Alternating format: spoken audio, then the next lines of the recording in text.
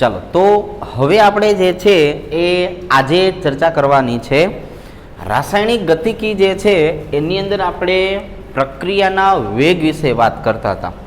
તો આપણે જે પ્રક્રિયાનો વેગ સમજતા હતા એ પ્રક્રિયક અને નિપજની સાપેક્ષે શીખતા હતા. તો હવે આપણે આજે એ જ વસ્તુ કરવાની છે પણ થોડુંક આગળ કે ભાઈ રાસાયણિક પ્રક્રિયા જે છે એ રાસાયણિક પ્રક્રિયાનો જે વેગ જે છે ને એ આજે શીખવાનો છે આપણે ત્વરિત સ્વરૂપે.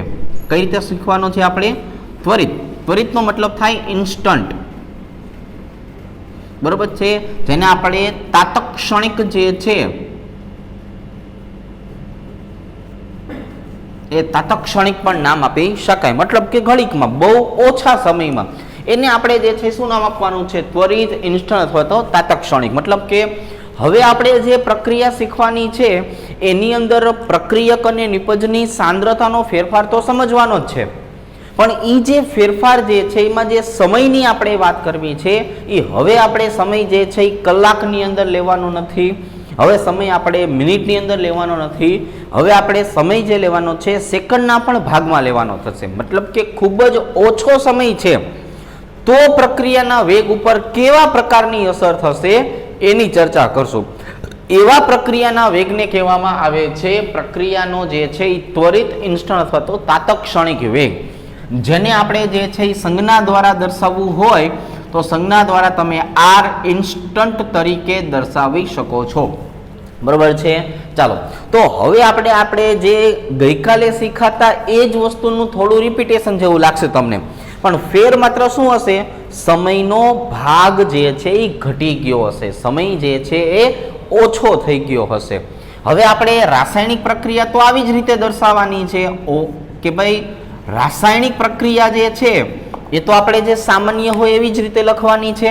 કેવી રીતે લખશું? તો કે ભાઈ એ વત્તા બી, આ જે બે ભાગ છે એ કોણ થયા?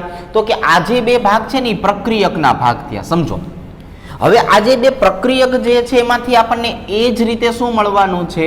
તો કે ભાઈ નિપજ મળવાની છે. તો આ જે ભાગ છે એ પ્રક્રિયક તરીકે આપણે ઓળખાવીએ, આનો જે ભાગ છે એને આપણે ઓળખાવવું છે નિપજ તરીકે. તો આવી પ્રક્રિયા માટે થઈને જે આપણે પ્રક્રિયાનો વેગ નક્કી કરીએ છીએ તો એ પ્રક્રિયાના વેગને આપણે કઈ રીતે દર્શાવતા હતા? આર એવરેજ તરીકે. શેના તરીકે દર્શાવતા હતા? આર એવરેજ તરીકે. જો હવે આ આર એવરેજ છે એટલે આપણે એવું શીખાતા કે પ્રક્રિયકની સાંદ્રતા હંમેશા કેવી થાય? ઘટે. પ્રક્રિયક જે છે એની સાંદ્રતા હંમેશા કેવી થાય? તો કે ભાઈ ઘટે. હવે જો પ્રક્રિયકની સાંદ્રતા ઘટતી હોય એટલે આપણે અહીંયા લખવાની શીખવાડ્યું હતું માઇનસ ડેલ્ટા આર ના છેદમાં ડેલ્ટા ટી. અને આની જ સાથે જો નિપજને લેવામાં આવે તો શીખવાડ્યું હતું પ્લસ ડેલ્ટા પી ના છેદમાં ડેલ્ટા ટી. જો આપણી પાસે એકદમ સરસ રીતે જે છે દરેક વસ્તુ જે છે એ આવી ગયેલી છે કે ભાઈ પ્રક્રિયક છે, આપણી પાસે નિપજ છે, બંનેના વેગ આવેલા છે, બંનેના વેગને આપણે આવી રીતે દર્શાવી શકીએ. તો હવે આજે આપણે જે નવી વસ્તુ શીખવાની છે એ નવી વસ્તુ શું હતી? તો કે હવે આપણે વાત કરવાની છે આર ઇન્સ્ટન્ટ માટે. કોના માટેની વાત કરવી છે? આર ઇન્સ્ટન્ટ માટે. તો જો આર ઇન્સ્ટન્ટ માટેની જો વાત કરીએ તો આપણે એ જ રીતે પ્રક્રિયક અને નિપજ જે છે એનો આલેખ બનાવશું. અહીંયા આપણે 0 લેશું, અહીંયા આપણે વાય અક્ષને દર્શાવશું, અહીંયા આપણે એક્સ અક્ષને દર્શાવશું, અહીંયા આપણે પ્રક્રિયકની જ સાંદ્રતા લેશું, પણ પ્રક્રિયકની સાંદ્રતા આપણે અહીંયા જે લેશું અને અહીંયા જે આપણે જે છે એ વાત કરવાની થશે સમય સાથે. તો અહીંયા આવી જશે સમય. તો પ્રક્રિયક અને સમય એમની બંનેની સાંદ્રતા જે છે એની આપણે ચર્ચા કરીએ તો આપણે અહીંયા આવી જ રીતે દર્શાવવું પડશે કે પ્રક્રિયક હોય તો એની સાંદ્રતા જે છે એ કેવી થાય? તો કે ઘટે. જો પ્રક્રિયક છે તો પ્રક્રિયકની સાંદ્રતા છે એ કેવી થવાની છે? તો કે એ તો ઘટવાની જ છે. બરોબર છે. હવે આપણે જે છે એ જો વાત કરીએ તો એ આવી રીતે થશે કે પ્રક્રિયકની સાંદ્રતા જે છે એનો ઘટાડો આપણે આવા વક્ર આલેખ દ્વારા દર્શાવી શકાય. પણ હવે જે સાંદ્રતાનો ફેરફાર લેવા પ્રક્રિયા હતી, અહીંયા આપણે પ્રક્રિયાનો વેગ નક્કી કર્યો જેને આર એવરેજ આપણે નામ આપતા હતા અને એ આવી રીતના આપણને મળવાનું હતું. તો જે પ્રક્રિયક જે છે એની સાંદ્રતાની જો વાત કરીએ તો પ્રક્રિયકની સાંદ્રતા જે છે એમાં તો ઘટાડો જ થવાનો છે, પણ હવેનો ઘટાડો સમયના ઓછા ભાગથી લેવાનો. તો જો સેમ વસ્તુ થશે, તમે સમજો કે અહીંયા આપણે જે છે એ શું કહેશું, તો કે T1 કહેશું, અહીંયા જે છે એને T2 કહેશું, અહીંયા જે છે એ જે સાંદ્રતા જોવા મળે છે એને C1 અને C2 જ કહેશું. તો અત્યારે જે આપણને પ્રક્રિયા મળતી હતી કે નહીં, એમાં સમયને હું બહુ જ ઓછો ભાગમાં લઈ લઉં. હવે તમે સમયના બહુ જ ઓછા ભાગમાં લ્યો અને આ આલેખના ભાગને તમે ઝૂમ કરીને જોશો ને, જો શું કરવાનું છે કે આજે છે એ સમયનો બહુ ઓછો ફેરફાર લીધો મેં, અને એને મેં એટલો બધો ઝૂમ કરી નાખ્યો કે વક્ર જે છે ને, વક્ર એ પણ આપણને જે છે એ આવી રીતે જે છે એ સુરેખ જે છે એ સુરેખ મળશે. અને હવે આપણે એ જે સુરેખ ભાગ જે છે એમાંથી ઢાળ જે છે એ ઢાળ પણ નક્કી કરી શકાય. મતલબ આ પ્રક્રિયક માટેનો જે વક્ર હતો ને એ પણ આપણે એને ઝૂમ કરી નાખીએ, બહુ નાનો સમય લઈએ તો પણ આપણને સુરેખ ખંડ જે છે એ મળવાનો છે, અને એના ઉપરથી આપણે ઢાળ નક્કી કરી શકાય. હવે સમજો, આપણે સમય જે છે એ જો કલાક કે મિનિટની અંદર લેતા હોઈએ તો એને મોટો ફેરફાર કહેવાય. મોટો ફેરફાર હોય ને એને ડેલ્ટા વડે દર્શાવાય. શેના વડે દર્શાવાય? ડેલ્ટા વડે. પણ જ્યારે આ જ વસ્તુ નાના સમયમાં ફેરફાર થતો હોય ને ત્યારે આવા વેગ જે છે એને આર એવરેજની બદલે શું લખી શકાય? આર ઇન્સ્ટન્ટ લખી શકાય. શું લખી શકાય? આર ઇન્સ્ટન્ટ લખી શકાય. અહીંયા પણ પ્રક્રિયાની સાંદ્રતા તો કેવી થવાની છે? તો કે પ્રક્રિયાની સાંદ્રતા તો ઘટવાની જ છે, એટલે અહીંયા પણ નિશાની કેવી આવશે? માઇનસ. મોટો ફેરફાર તો ડેલ્ટા, નાનો ફેરફાર તો ડી. તો હવે આપણે પ્રક્રિયકની સાંદ્રતાને શેના વડે દર્શાવશું? તો કે પ્રક્રિયકની સાંદ્રતાને દર્શાવશું dr/dt વડે. મતલબ એવો થયો કે જે પ્રક્રિયાનો ફેરફાર હતો એ જ ફેરફાર લીધો, પણ 2 કલાકનું આપણે જે છે એ રાખતા હતા, 20 મિનિટનું રાખતા હતા, એની બદલે હવે 2 સેકન્ડનો ફેરફાર જોયો, 20 સેકન્ડનો ફેરફાર જોયો. તો સમયનો ઓછો ફેરફાર તો પણ આપણે પ્રક્રિયાનું પૂરેપૂરું અવલોકન કરી શકાય. એટલા માટે આપણને જરૂર પડવાની છે આર ઇન્સ્ટન્ટ. તો આ આર ઇન્સ્ટન્ટ ઉપરથી તમે ઢાળ પણ નક્કી કરી શકો છો, દરેક વસ્તુની માહિતી મેળવી શકો છો. આ કોના માટે થયું? તો કે આ જે છે એ બધી વસ્તુ પ્રક્રિયક માટે થઈ. આ જે છે દરેક વસ્તુ કોના માટે આપણે નક્કી કરી? પ્રક્રિયકની માટે નક્કી કરી. હવે આ જ વસ્તુ નિપજની માટે નક્કી કરવી હોય તો નિપજનો ફેરફાર આપણે મેળવી શકાય. તો કે હા, નિપજનો ફેરફાર પણ મેળવી શકાય. કઈ રીતે? તો કે એનો પણ આલેખ બનાવી નાખો. તો એનો આલેખ બનાવવા માટે અહીંયા જે છે એ આપણે શું કરશું? નિપજની સાંદ્રતા લેશું, નિપજ માટેનો સમય લેશું. નિપજ બનવાની છે તો એનું પ્રમાણ વધવાનું છે. ગઈકાલે શીખાતા એ જ રીતે આલેખ આપણને જે છે આમ ઉપરની બાજુએ મળશે. અહીંયા આપણે જોવા જઈએ તો સમય જે છે એને આપણે T1 નામ આપી દઈએ, ત્યારની સાંદ્રતાને C2 કહી દઈએ, ત્યાર પછીનો સમયને T2 કહી દઈએ, ત્યાર પછીની સાંદ્રતાને C2 કહી દઈએ. તો હવે આવી પ્રક્રિયાનો અભ્યાસ કરવો હોય તો આવા તમે વક્ર ભાગ જે છે એને ઝૂમ કરશો, મોટું બનાવી નાખશો, તો અહીંયા પણ તમને જે છે શું મળવાનું છે? સુરેખ ભાગ મળવાનો છે. અને દરેક સુરેખ ભાગ ઉપરથી આપણે જે છે એનો ઢાળ પણ નક્કી કરી શકાય. મતલબ કે પ્રક્રિયકની અંદર સમય અને સાંદ્રતામાં કેટલો ફેરફાર પડ્યો, નિપજની અંદર સમય અને સાંદ્રતામાં કેટલો ફેરફાર પડ્યો, આ દરેક વસ્તુ જે છે ને આપણે નક્કી કરી શકાય. પણ અહીંયા પણ મારે 2 સેકન્ડનો કે 20 સેકન્ડનો ફેરફાર નક્કી કરવો હોય તો અહીંયા પણ આપણે જે છે એ આપણે ડી સ્વરૂપ જે છે એના વડે દર્શાવી શકાય. મતલબ કે બહુ ઓછો ફેરફાર. તો અહીંયા પણ મને આર ઇન્સ્ટન્ટ જે છે એ આર ઇન્સ્ટન્ટનું સૂત્ર શું મળશે? તો આર ઇન્સ્ટન્ટનું સૂત્ર મળશે આવી રીતે, પોઝિટિવ, કારણ કે નિપજનું પ્રમાણ હંમેશા વધે. નાનો ફેરફાર છે એટલે આપણે શું લેશું? dp/dt. બરાબર. ચાલો, તો આ બંને વચ્ચે માત્ર એટલો જ તફાવત છે કે કોઈ પ્રક્રિયાનું અવલોકન 2 કલાકે કે 20 મિનિટે કરો તો આપણે આ સૂત્ર લખાય, પણ 2 સેકન્ડ કે 20 સેકન્ડ માટે કે એના કરતાં પણ ઓછા સમય માટે અવલોકન કરવું હોય તો આપણે સૂત્ર કયું વાપરવું પડે? આર ઇન્સ્ટન્ટ, જે આપણને તાત્કાલિક પ્રક્રિયામાં થતો ફેરફાર જે છે દર્શાવે છે. એટલા માટે એને ત્વરિત, ઇન્સ્ટન્ટ, તાત્ક્ષણિક, તાત્કાલિક દરેક પ્રકારનું નામ જે છે એ આપી શકાય. તો તો હવે આપણને જે છે ખબર પડી ગઈ કે પ્રક્રિયક હોય કે નિપજ હોય, એનો મોટો ફેરફાર હોય કે નાનો ફેરફાર હોય, દરેકને આપણે એક સાથે દર્શાવી શકીએ છીએ. બરોબર છે. ચાલો તો હવે આપણે જે લખતા હતા આર એવરેજ બરાબર પ્લસ ડેલ્ટા આર ના છેદમાં ડેલ્ટા ટી. તો આ મોટો ફેરફાર થયો. આના જ માટે મારે નાનો ફેરફાર દર્શાવવો હોય તો હવે શું કહેવાનું? આર ઇન્સ્ટન્ટ બરાબર, અહીંયા માઇનસ નિશાની આવશે, અહીંયા આવી જશે માઇનસ ડી આર ના છેદમાં ડીટી. હવે આ જ રીતે મોટો ફેરફાર મારે નિપજ માટે લખવો હોય તો આર એવરેજ બરાબર શું લખી શકાય? તો કે આર એવરેજ બરાબર લખાય પોઝિટિવ ડેલ્ટા પી ના છેદમાં ડેલ્ટા ટી. અને એના જ માટે જે છે તાત્કાલિક જે છે આર ઇન્સ્ટન્ટ જે છે એ મળવાનું છે પોઝિટિવ ડીપી ના છેદમાં ડીટી. બરાબર છે. ચાલો તો હવે આપણી પાસે જે છે એ આજનું પહેલું બોર્ડ જે છે એ પહેલું બોર્ડ તૈયાર થઈ ગયું છે, જેની અંદર આપણે ગઈકાલે આર એવરેજનું સૂત્ર શીખાતા એ જ વસ્તુનું સ્મોલ વર્ઝન, નાનું સ્વરૂપ જે છે એ આપણે દર્શાવેલું છે. બરાબર, જેને આપણે એવરેજ અને ઇન્સ્ટન્ટ તરીકે દર્શાવી શકાય. ખ્યાલ આવી જશે આટલી વસ્તુનો. ચાલો હવે આવી પ્રક્રિયાઓ જે છે એના ઉપરથી પાછા આગળ વધીએ. હવે આપણે વાત કરવી છે રાસાયણિક પ્રક્રિયાના વેગ અને મોલ સંખ્યા વિશે. મોલ સંખ્યા શું કામ? એને હું તમને માહિતી જે છે એ થોડીક વારમાં આપું છું. બરાબર, કારણ કે જો તમે અત્યારે જે સામાન્ય સમીકરણ શીખ્યા ને એમાં તો મેં પ્રક્રિયક હોય કે નિપજ હોય એના મોલનું પ્રમાણ તો કેટલું દર્શાવ્યું હતું? માત્ર 1.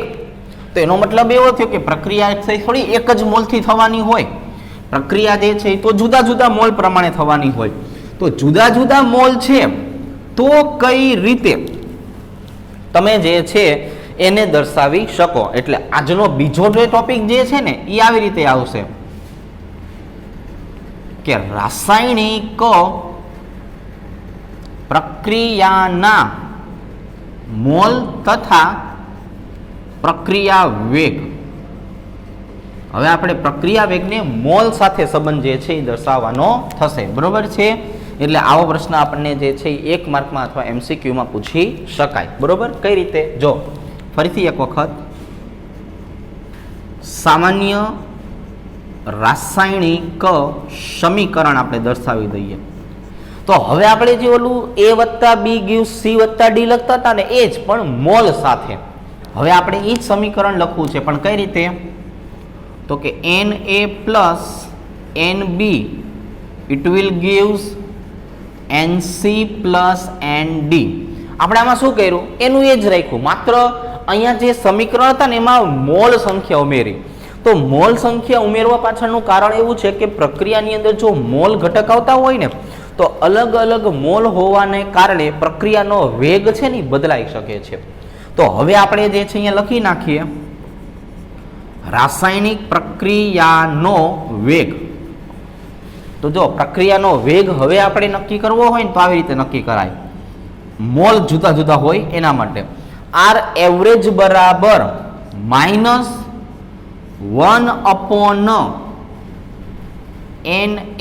અને અહીંયા આવી જશે ડેલ્ટા આર ના છેદમાં ડેલ્ટા ટી.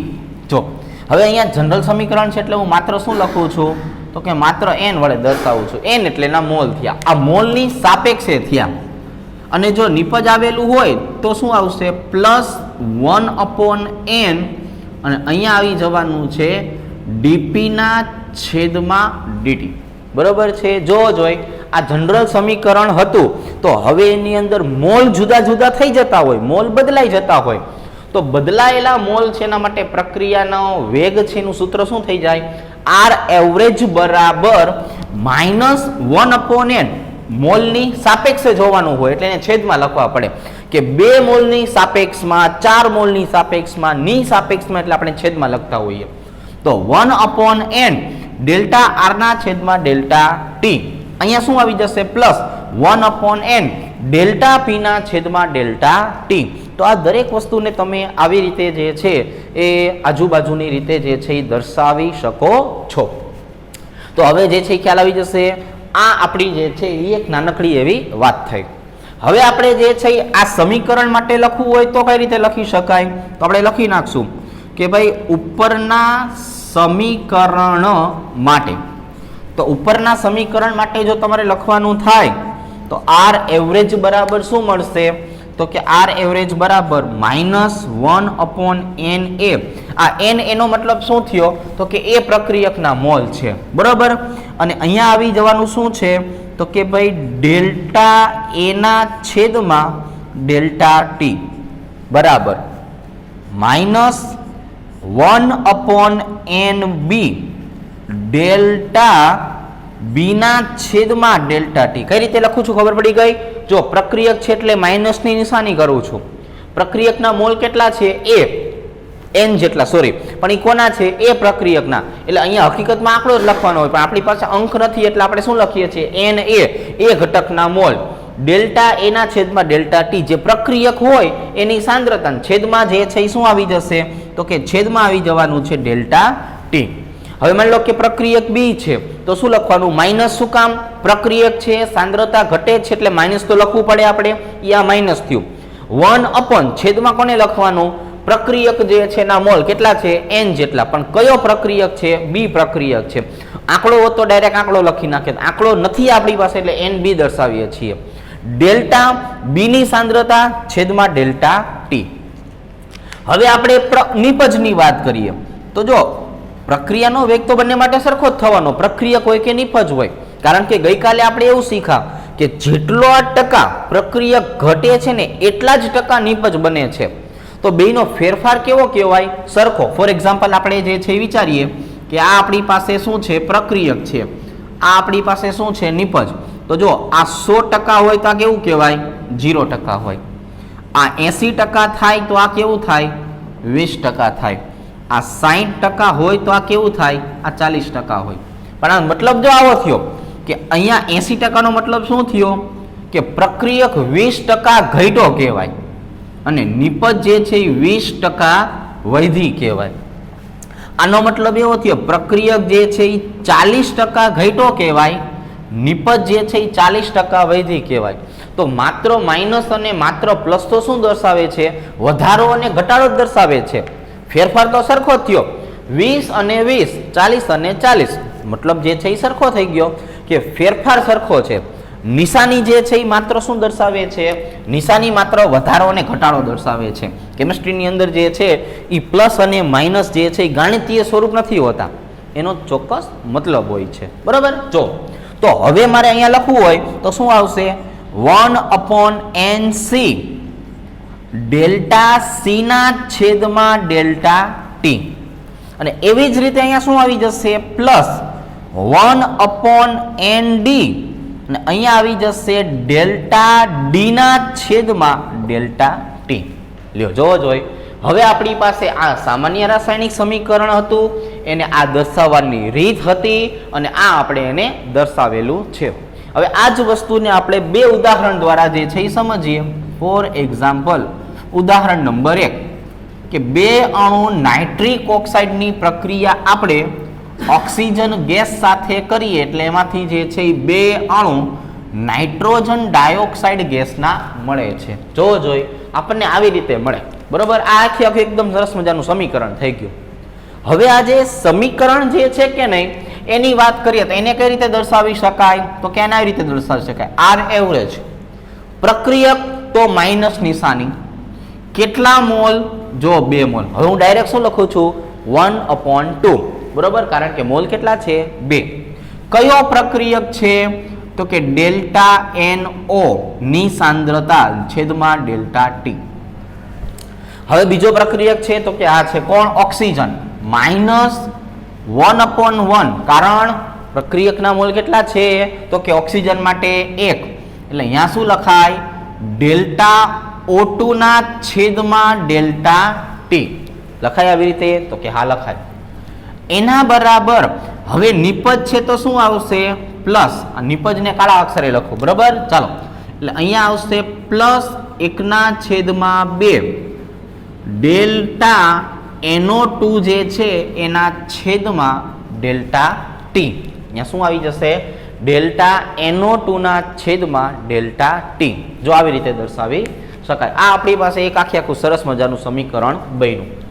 હવે આપણે ઉદાહરણ નંબર 2 ની વાત કરીએ.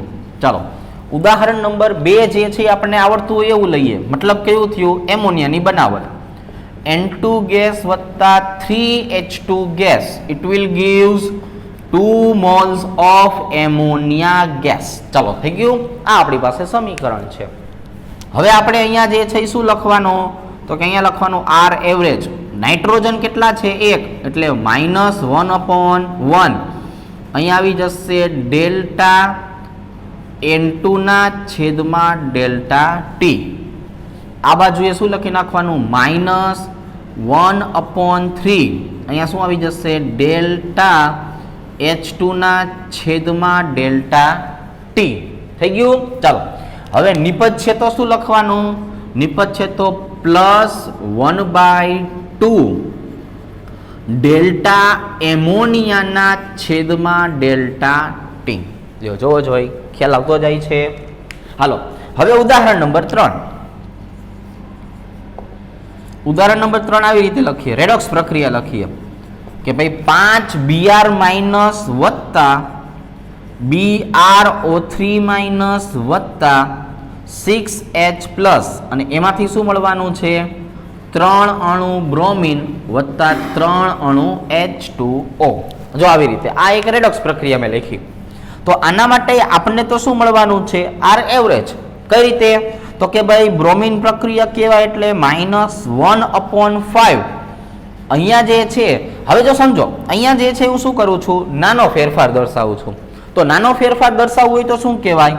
તો dBr માઇનસ ના છેદમાં dt.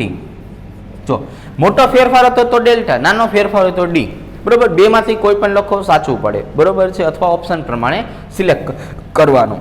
અહીંયા આવી જશે -1/1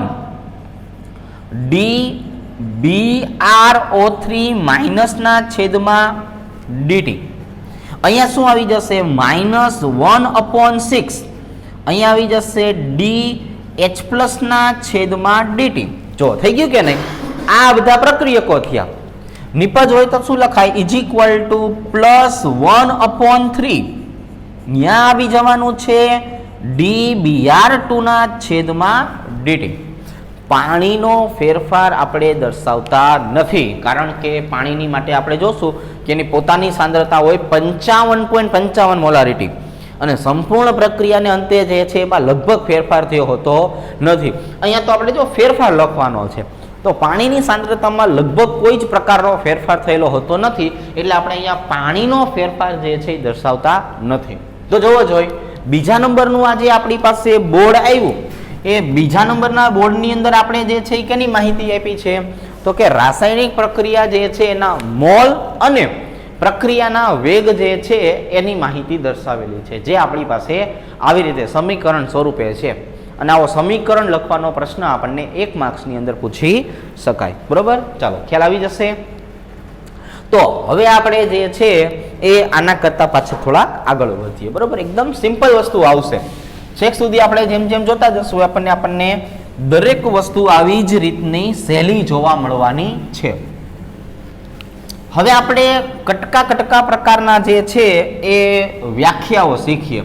બરોબર, પેજ નંબર 3 ઉપર શું કરીએ? થોડી ઘણી જે છે એ માત્ર શબ્દની સમજૂતી. અત્યારે આપણે જે છે શું કરવી છે?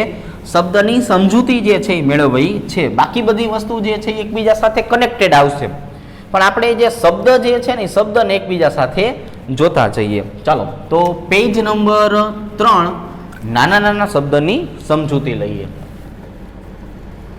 એક શબ્દ છે વેગ નિયમ. બીજો શબ્દ શીખવાનો છે આપણે વિકલનીય વેગ સમીકરણ, અથવા આનો સમાનાર્થી શબ્દ છે વેગ રજૂઆત. ત્રીજો શબ્દ જે છે એ શીખવાનો છે વેગ અચળાંક. અને ચોથો શબ્દ શીખવાનો છે પ્રક્રિયાક્રમ. ચોથો શબ્દ કયો શીખવાનો છે? પ્રક્રિયાક્રમ. જો આ 4 શબ્દ શીખવા છે આપણે. વેગ નિયમ, વિકલનીય વેગ સમીકરણ અથવા વેગ રજૂઆત, વેગ અચળાંક અને પ્રક્રિયાનો ક્રમ. આ 4 શબ્દ જે છે એની માહિતી આપણે ધીરે ધીરે શીખીએ. વેગ નિયમ અને વિકલનીય વેગ સમીકરણની રજૂઆત અથવા વેગ રજૂઆત લગભગ એક સરખા છે, થોડોક ફેરફાર આવશે. એ જે ફેરફાર છે હું તમને સમજાવું.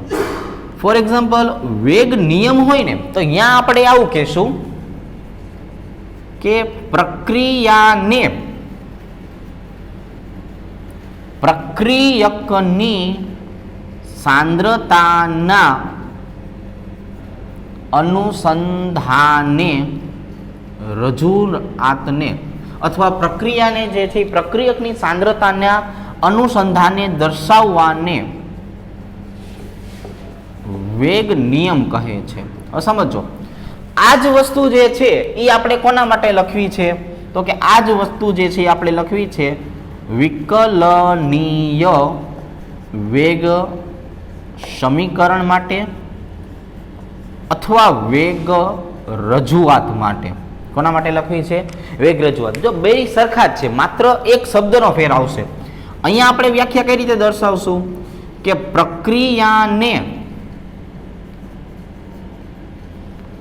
પ્રક્રિયકની સાંદ્રતાના ફેરફારના મોટા ગાળાના અભ્યાસને આધારે રજૂઆતને શું કહેવામાં આવે છે? એ રજૂઆતને કહેવામાં આવે છે વિકલનીય વેગ સમીકરણ. બંનેનો એક જ મતલબ છે. મૂળ તમારે દર્શાવવાનું છે કોની સાપેક્ષે? પ્રક્રિયકની સાંદ્રતાની સાપેક્ષે દર્શાવવાનું છે. જે કંઈ પણ આપણે વાત કરવાની થશે ને એ દરેક પ્રકારની વાત આપણે પ્રક્રિયકની સાંદ્રતાને આધારે દર્શાવવાની છે. માત્ર પ્રક્રિયકની સાંદ્રતાને લઈએ તો વેગ નિયમ થયો, અને પ્રક્રિયકની સાંદ્રતામાં જે કંઈ પણ સમયની સાથે ફેરફાર થાય છે એ વસ્તુને દર્શાવે તેને વિકલનીય વેગ સમીકરણ જે છે એના વડે દર્શાવી શકાય અથવા વેગ રજૂઆત તરીકે દર્શાવી શકાય. તો હવે આપણે વિકલનીય વેગ સમીકરણ જે લખવું હોય એ સમીકરણ જે છે એ કઈ રીતે લખશું? તો કે પહેલા આપણે એક સામાન્ય પ્રક્રિયા લખી નાખીએ. સમજો, અહીંયા આપણે શું લખી નાખીએ છીએ? સામાન્ય પ્રક્રિયા. પ્રક્રિયા આપણે કઈ લખતા હતા? તો કે પ્રક્રિયા જે છે એ આપણે લખતા હતા Na પ્લસ Nb, અને એમાંથી શું બનવાનું છે? Nc plus Nd. આ સમીકરણ હતું કે નહીં? તો આના માટે જે છે એ હવે મારે શું લખવું છે? વિકલનીય વેગ સમીકરણ. આપણે વિકલનીય વેગ સમીકરણનો જ ઉપયોગ કરવાનો હંમેશા, બરોબર છે? વેગ નિયમ ઓટોમેટિક અંદર આવી જશે આપણી પાસે. એટલે આપણી પાસે સૂત્ર આવું થયું. જો આર એવરેજ બરાબર આપણે જે છે એ શું લખી શકાય? તો કે ભાઈ માઇનસ ડેલ્ટા આરના છેદમાં ડેલ્ટા ટી. શું કામ લખવું આવું? તો કે આપણે પ્રક્રિયકની સાપેક્ષમાં લખવું. નિપજની સાપેક્ષમાં લખવું હોય તો આપણે શું લખતા હતા? પ્લસ ડેલ્ટા પી ના છેદમાં ડેલ્ટા ટી. પણ અહીંયા આપણે વાત શું કરી છે? તો કે આપણે લખવું છે પ્રક્રિયકની સાંદ્રતાના મોટા ગાળામાં. એટલે આપણે જે છે આર એવરેજને આવી રીતે દર્શાવશું કે ભાઈ આર એવરેજ બરાબર માઇનસ ડીઆર ના છેદમાં ડીટી. હવે આપણે જે છે અહીંયા સરખો પ્રમાણનો સંબંધો દર્શાવી શકવાના છીએ નહીં શરૂઆતમાં. એટલે આવી જશે ચલે છે એ ઘટકની સાંદ્રતા, ચલે છે બી ઘટકની સાંદ્રતા, અને x અને y જે છે એ સાંદ્રતાના ઘાતાંકો છે. x અને y એને કહેવામાં આવે છે સાંદ્રતાના ઘાતાંકો, જેને મોલ કહેવાય નહીં. જો આને મોલ નથી લખતા, મોલ તો n અને n છે. મેં લખ્યું છે x અને y, જે પ્રક્રિયાની સાંદ્રતાના ઘાતાંકો છે. કારણ કે એ ઘાતાંકોને આધારે આપણે શું નક્કી કરવાનું છે? પ્રક્રિયાનો ક્રમ નક્કી કરવાનો થશે. તો હવે આપણે જે છે શું લખી નાખશું? તો કે ભાઈ વેગ અચળાંક લખી નાખશું. શું લખી નાખશું? વેગ અચળાંક. તો વેગ અચળાંકને શેના વડે દર્શાવાય? તો કે વેગ અચળાંકને k વડે દર્શાવાય. તો એ k આપણને મળવાનો ક્યાંથી છે? એ કે તો આપણને આ સમીકરણ ઉપરથી જ મળશે. તો હવે હું જે છે એ આર એવરેજ લખું તો આર એવરેજ એટલે ઉપરની બાજુએ શું આવશે તો કે સાંદ્રતાનો ફેરફાર છેદમાં શું આવશે સમયનો ફેરફાર આવશે ને આવી રીતે. હવે હું ચલે છે ને દૂર કરું એટલે મારે અહીંયા વેગ અચળાંક લખવો પડશે કે. શું લખવું પડશે? વેગ અચળાંક લખવું પડશે કે. અને અહીંયા આવી જશે પ્રક્રિયકની સાંદ્રતા એ એક્સ અને બી વાય. બરોબર છે.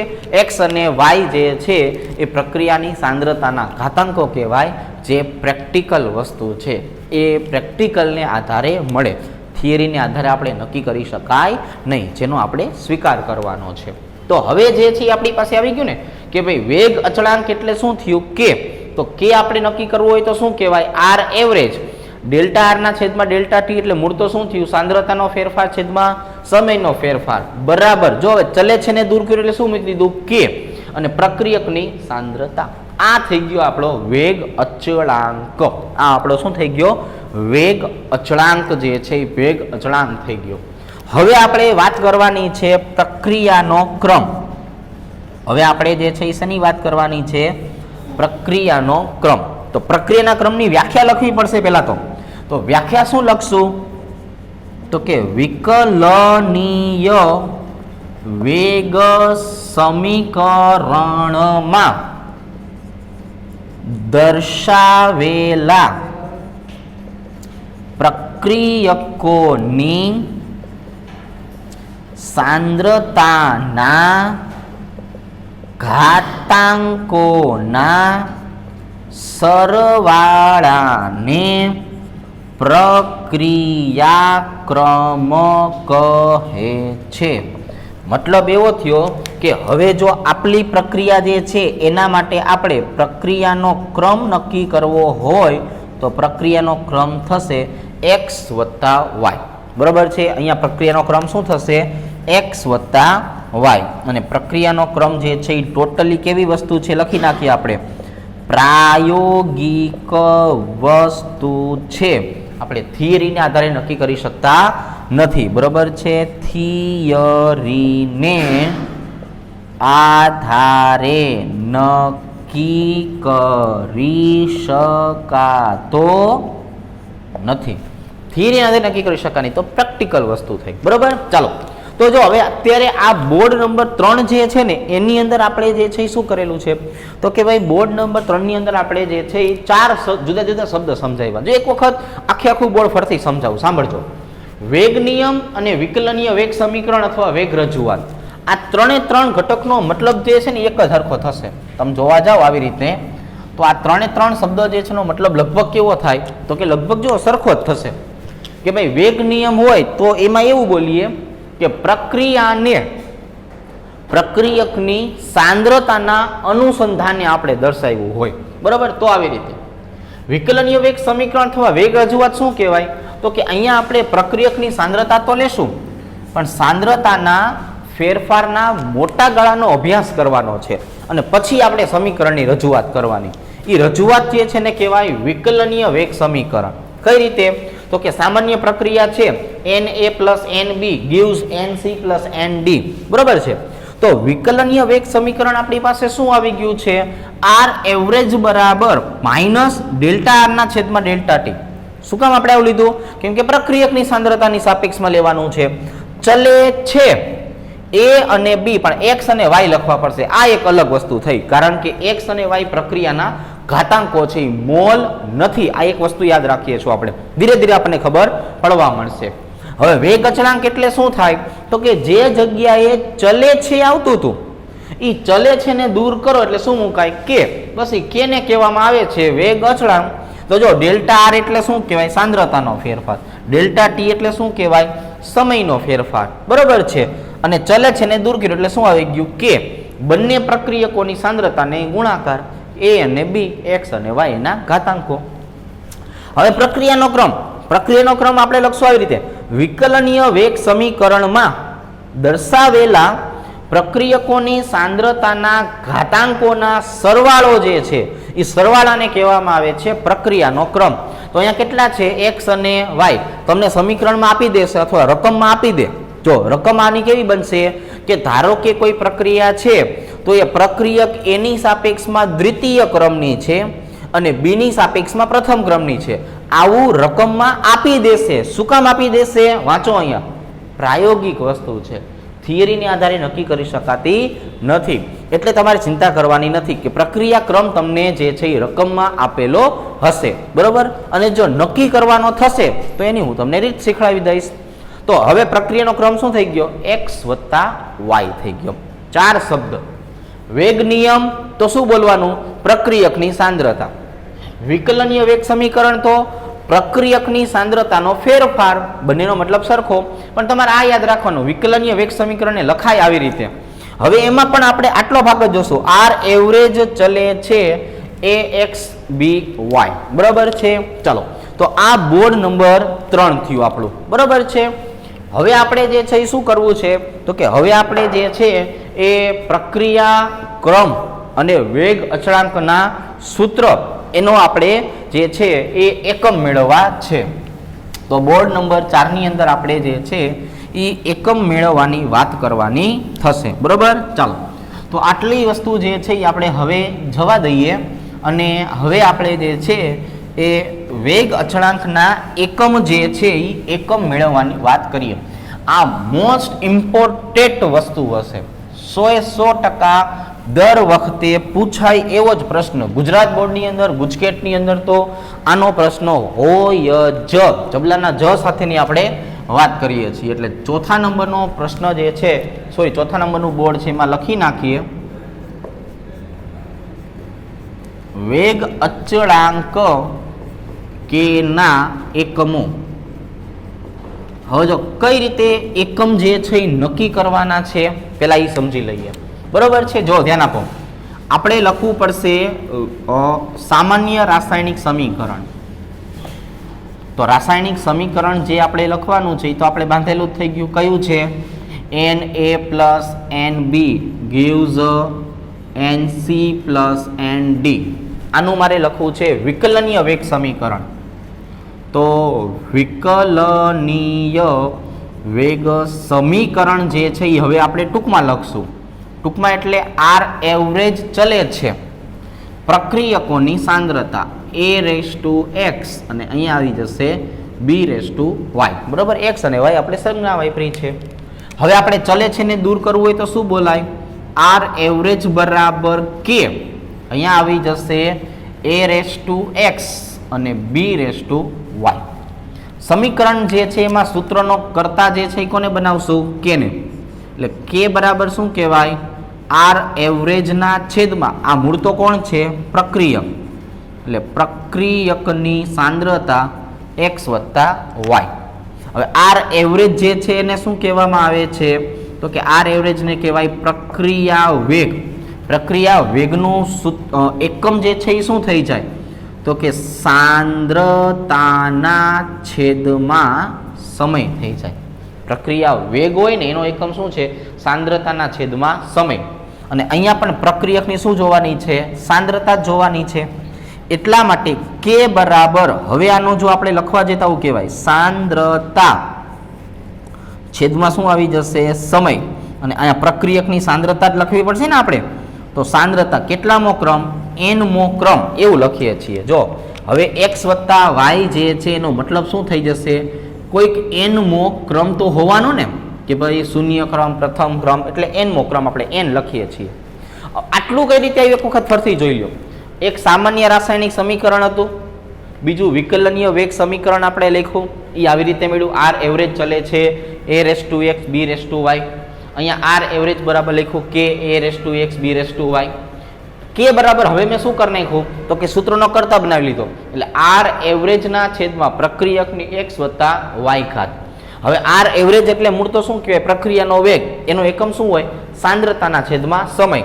અને આ પ્રક્રિયકની મૂળ તો સાંદ્રતા, એટલે સાંદ્રતાના છેદમાં સમય. અહીંયા આવી જાય સાંદ્રતા. પણ હવે અહીંયા x + y એટલે કોઈક n જેટલો ક્રમ આપણી પાસે હોવો જોઈએ. તો બે સાંદ્રતા કેવી થઈ? સરખી થઈ. એટલે આપણે એને ઉપર લઈ જઈએ. ઉપર લઈ જઈએ એટલે શું થઈ જાય?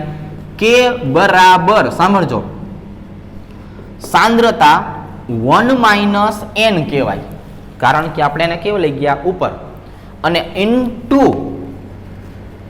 સમય ઇનવર્સ. સાંદ્રતા શેમાં લેવાની? મોલારિટીમાં. એટલે કે બરાબર સાંદ્રતાની બદલે શું લખી શકાય? મોલ પ્રતિ લિટર 1 માઇનસ n, અને સમયને શેમાં લેવાય? સેકન્ડ. તો અહીં આવી જશે સેકન્ડ ઇનવર્સ. આ આપણી પાસે જે છે એક સામાન્ય કહી શકાય એવું સૂત્ર બની ગયું. કેવું બની ગયું? સામાન્ય કહી શકાય એવું સૂત્ર જે છે એ બની ગયું. બરાબર. ચાલો હવે આપણે અહીંયા જે છે એ લખવું છે પ્રક્રિયાનો ક્રમ, અને અહીંયા લખવું છે વેગ અચળાંક કે નો એકમ. હવે પ્રક્રિયાનો ક્રમ છે એટલે આપણે લખશું n બરાબર 0, n બરાબર 1, n બરાબર 2, n બરાબર 3, n બરાબર n. હવે પછી n બરાબર n મો ક્રમ. હવે જો n બરાબર 0 ક્રમ છે એટલે આને શું બોલાય? શૂન્ય ક્રમ. આને બોલાય પ્રથમ ક્રમ, આને બોલાય દ્વિતીય ક્રમ. બરોબર છે. આને બોલાય તૃતીય ક્રમ, આને બોલાય nમો ક્રમ. બરોબર છે. ચાલો હવે શૂન્ય ક્રમની પ્રક્રિયા છે એટલે n નું મૂલ્ય તમારે કેટલું મૂકવાનું? 0. 1 માઇનસ 0 એટલે શું કહેવાય? 1. તો અહીંયા એકમ જે છે એ શું બની જવાનો છે? તો કે મોલ પ્રતિ લિટર ઇન્ટુ સેકન્ડ ઇનવર્સ. બરોબર છે. એક એટલે આવી રીતે લખી શકાય ને, 1 માઇનસ n, તો અહીંયા એક જ થઈ જશે, એટલે મોલ પ્રતિ લિટર ઇન્ટુ સેકન્ડ ઇનવર્સ. હવે n બરાબર 1 છે, અહીંયા 1 મૂકો, 1 માંથી 1 જાય તો 0. જે કોઈ પણ ઘટકની ઘાત 0 હોય એનું પદ કેટલું કહેવાય? 1 કહેવાય. એટલે અહીંયા માત્ર શું આવી જશે? માત્ર આવી જશે સેકન્ડ ઇનવર્સ. હવે n બરાબર 2 હોય તો શું કરાય? અહીંયા તમારે મૂકવું પડશે 1 માઇનસ 2, એટલે જવાબ કેવો આવે? -1 આવે. જો અહીંયા -1 આવે. હવે -1 આવે એટલે આપણે લખવું પડશે મોલ પ્રતિ લિટર એની -1 ઇન્ટુ સેકન્ડ ઇનવર્સ. લ્યો આવી રીતે. 3 હોય તો 1 માઇનસ 3 એટલે -2. તો અહીંયા શું કરી નાખવાનું? તો કે મોલ પ્રતિ લિટર -2 ઇન્ટુ સેકન્ડ ઇનવર્સ. લ્યો આવી રીતે. અને n માટે nમો ક્રમ હોય તો આપણે ઉપર લખ્યું જ છે, શું આવી જશે? કે મોલ પ્રતિ litre 1 minus n into second inverse. તો આ જે છે એ છેલ્લું બોર્ડ જે છે એ બહુ જ અગત્યનું છે. આમાંથી MCQ જે છે એ MCQ આપણને પૂછી શકાય છે. તો કે જે છે એના માટે તમારે અહીંયા જોવાનું હતું કે બરાબર મોલ પ્રતિ litre 1 minus n second inverse. પછી જુદા જુદા ઘટકો જે છે એ આપણે અહીંયા દર્શાવી શકાય. બરોબર છે. તો આ ચોથું બોર્ડ જે છે એ આપણા માટે જે છે બહુ જ અગત્યનું થશે. તો આજે આપણે જે છે અહીંયા સુધી રાખીએ છીએ.